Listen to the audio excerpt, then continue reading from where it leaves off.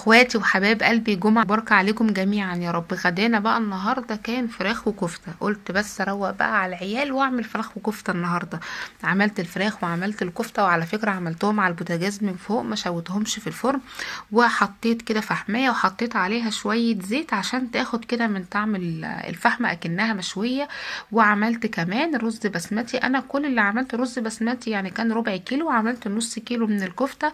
وجبت وراك وشويتها. انا ما بحبش الفراخ في الشوي لان الصدور بتنشف. وجبت ربع كيلو رز بسمتي كده، اللهم بارك. بصوا قد ايه اتحط على السرفيز، يعني ما شاء الله ربع كيلو رمى كمية كبيرة. وهجيب بقى الكفتة وهرصها كده داير ما يدور، هعمل لهم فيها حضرموت بقى. بصوا شايفين الجمال والكفتة وجمالها.